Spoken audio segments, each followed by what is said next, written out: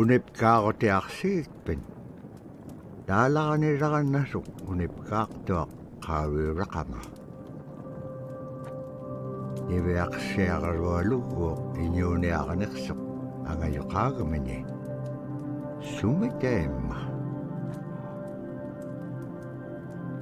niviaqsiaqarualuk anguniallatuneqsaq aasiisuraqallavluni supayaanik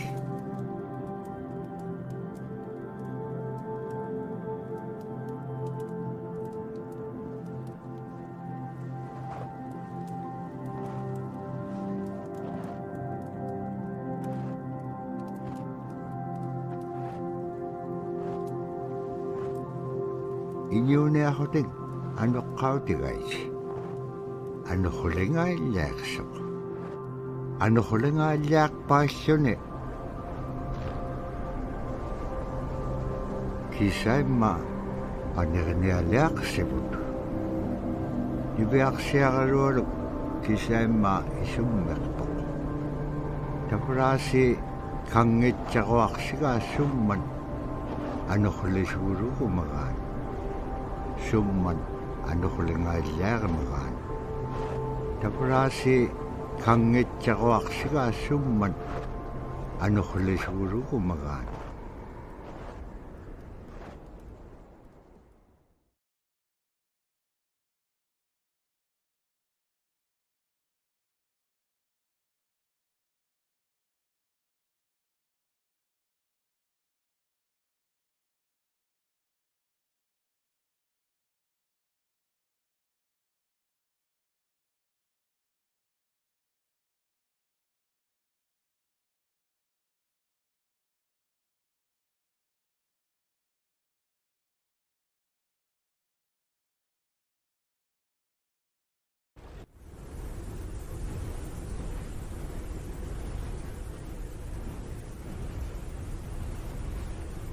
anuquliqpaalluni suniuraqanaitsoqunni tavrani piaqsiaqarualuk ayuungitsoq pajjagniuliqsoq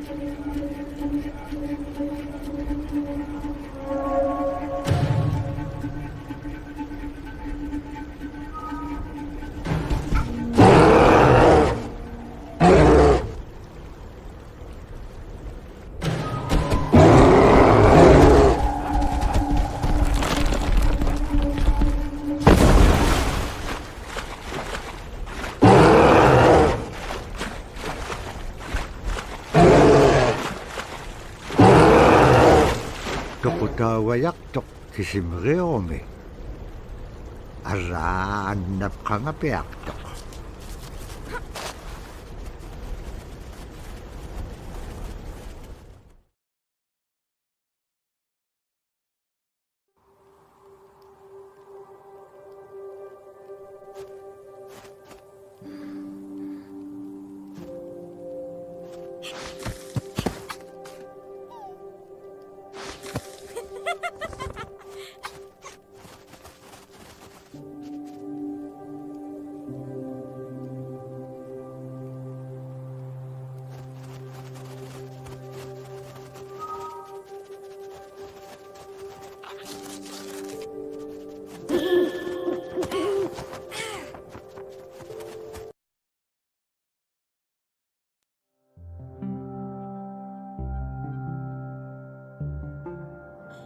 When I was growing up, my grandpa had a pet white fox.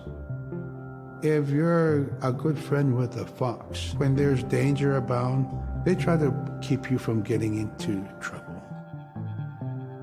They pull tricks here and there, and foxes are like spoiled little kids in a way. When you let her out, she'd go prancing out in the snow, jumping in the air. I know she was happy then. Come running at me and jump on my chest, knock me backwards, lick my face, and I try not to let it. So that was my memory of my grandpa's pet fox.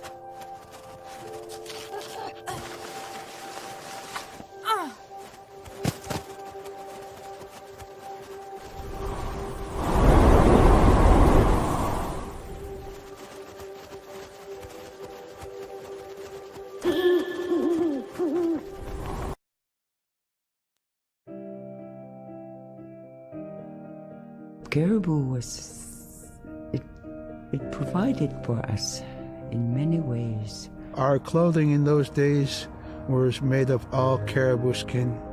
I grew up wearing caribou pants, mittens, caribou skin mattress, blankets. Some people had boots that were made with wolf leggings, sealskin sole bottoms. Baleen was shaved to make insoles. They kept us quite dry and warm as well. But the caribou skin clothing was the best. We would get as many yearlings as we could for our outer clothing.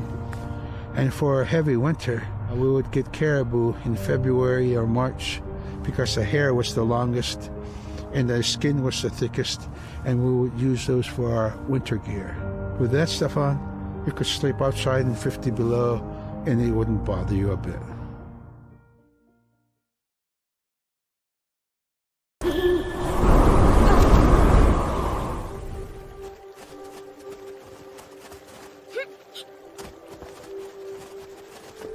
Ibeaksiagaron kangeksingalok supayat ikayok taqaqane bilugit allawlun taam nattaqigan niaq sivuneqsip kangava ibeaksiagaroluk qanutun peqpaganaqtilaangat tamatkua ikayok tauruat.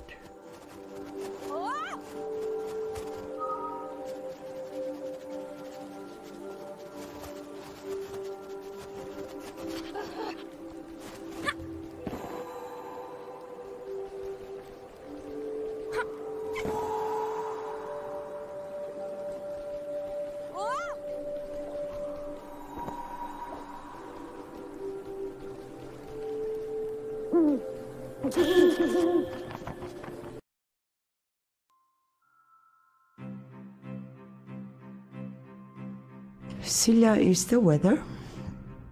It also means the atmosphere. Here's the nuna, or the land. And it's anything from the land into the moon, the sun, the stars. That's Silla. It's a very spiritual, and we have a relationship with Silla. Silla has a soul in the same way we do as people, in the same way animals do.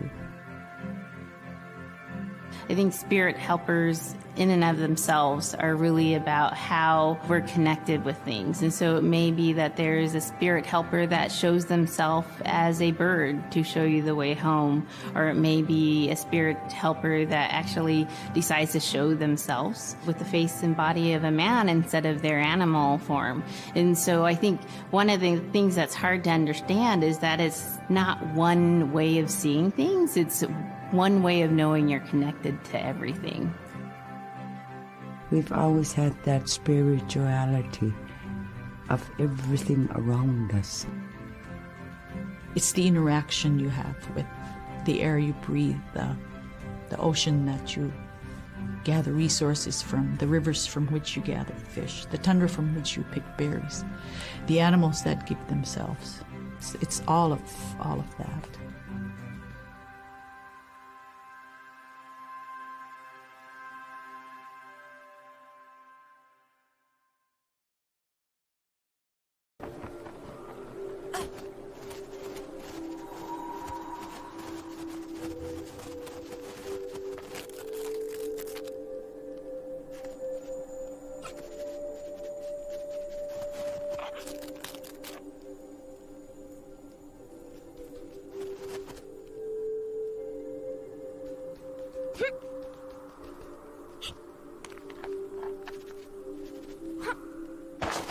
Liveaqsiaqalualugu teriganniaqalu ikayuuti piaqtuk.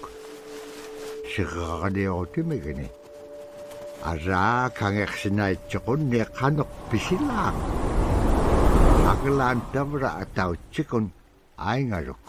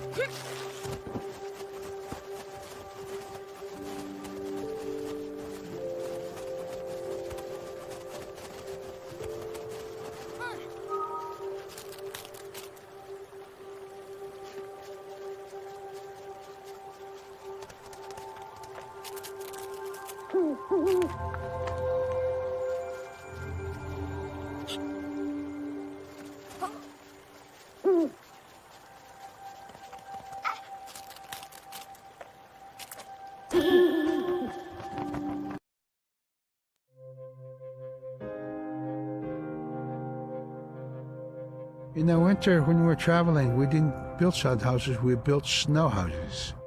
In Canada, they call them igloo, but here in Alaska, we call them apuya. We'd do a day of travel, and then we'd make a apuya. The next day, my father would set traps, spend the day there, rest the dogs, give them something to eat, and then the following day, we continued to the next place.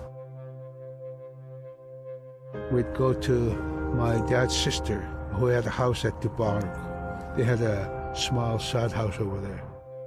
We didn't have to do anything. We just visit with them, and my dad and my sister were glad to see each other, and they'd talk away while us kids played outside or go to sleep. By the time we get back to our home, my father would leave us with our aunt or with my grandmother. And then he'd start on his trips and go check his trap line. We were not into 8 to 5 kind of time, you know. We're in a totally different kind. We're in ecological time.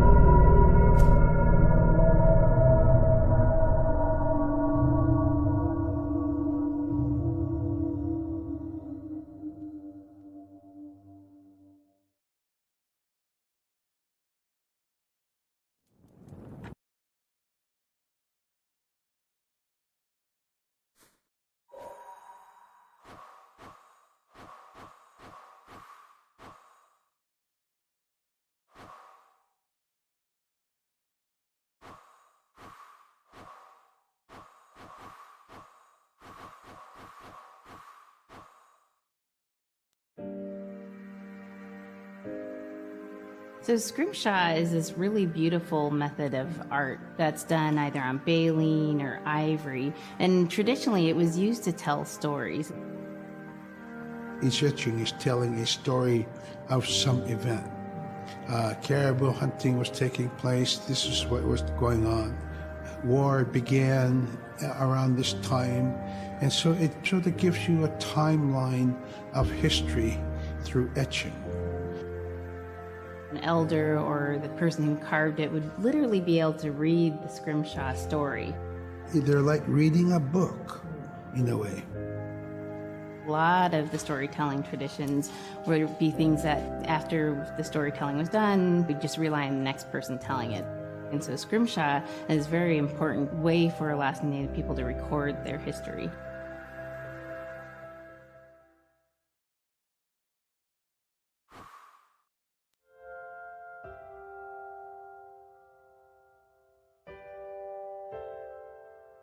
It'd be busy, busy, busy all through the day.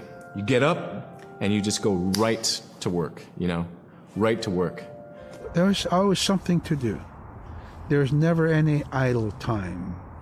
The only idle time we had was after we eat and before we go to bed. One of the older people would be relaxing, laying down there and saying, it'd be really nice to hear a story. And then just organically, someone would just start telling the story. Storytelling for the Inupiaq people is very important because it not only created that sense of community, but is a way to pass on wisdom to the next generation. It was like TV, It was just like, it was as good as any movie you've ever seen. And the storyteller told it so clearly that it was just as powerful as any of the greatest movie blockbusters you've ever seen. There was a reason behind the stories that we were told because they held traditional knowledge. They held things that we might need to know in life, whether it was about how to find food or how to survive, or it was about well-being and the importance of connecting with people and being a good member of the community. We all do stories. We all live in stories. We all tell stories to our friends. And they need to be told. They need to be heard.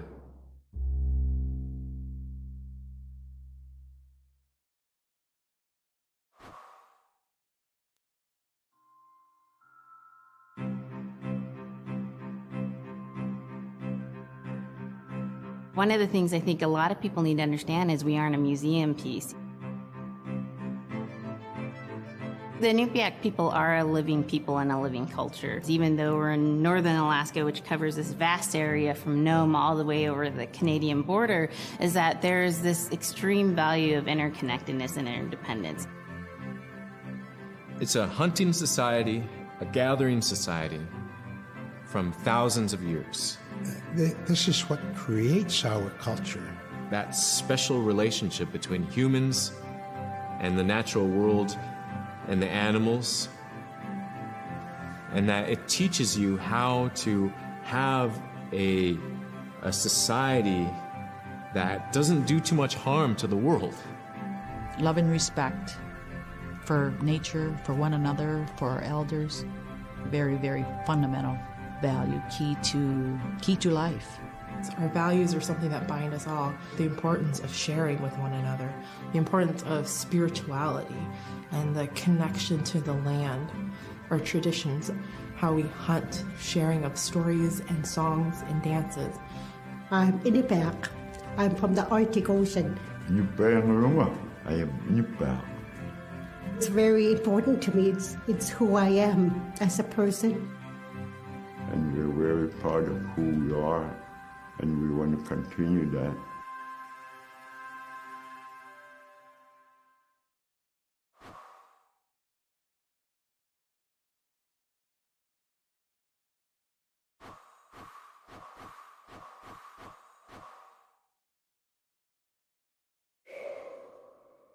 Iverksiarolo tikitka ay marvini.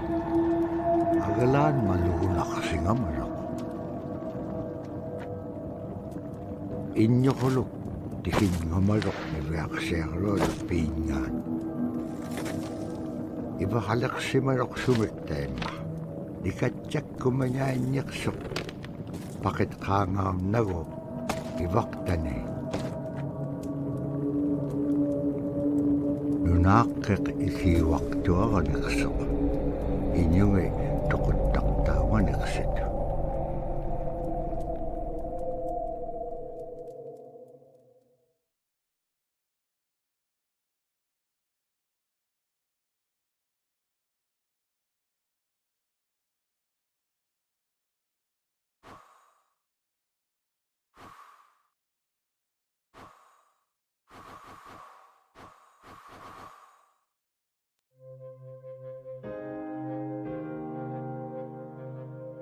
In the winter, when we were traveling, we didn't build sod houses, we built snow houses.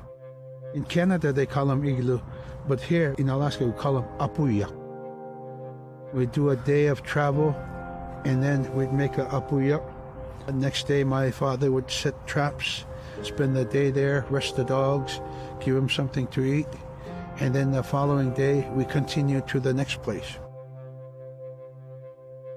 We'd go to my dad's sister, who had a house at Dubarg.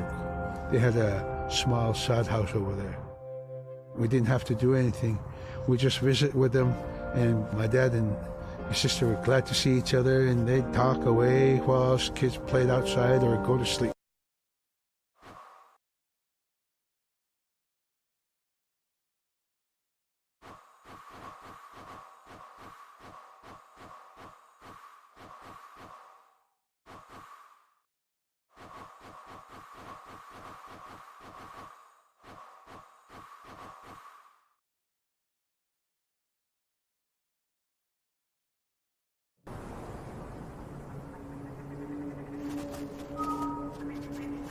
Niveaksiarolo upperengit ka tautuk tane. Tautukunak tuak sunapayak sekuminganekso.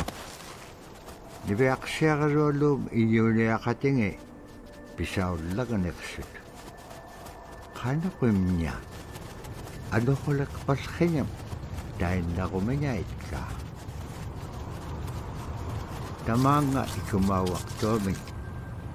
Kaharakpam inyo liptaktak. Sumalagula kami ni Beaksiarulum fitinyangani.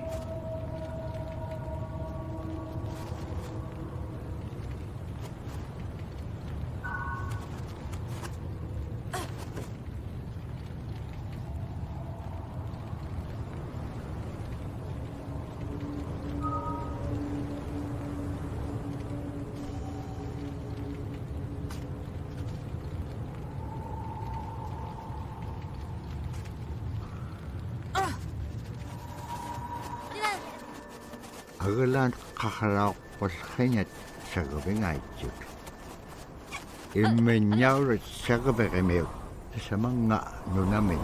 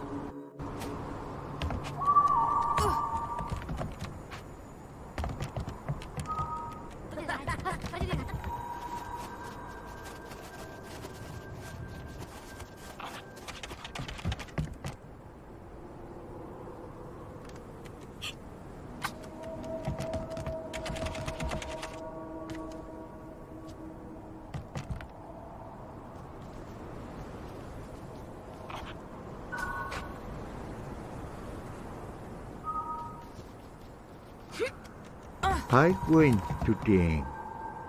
Ukalak tok inyugungaruak upik.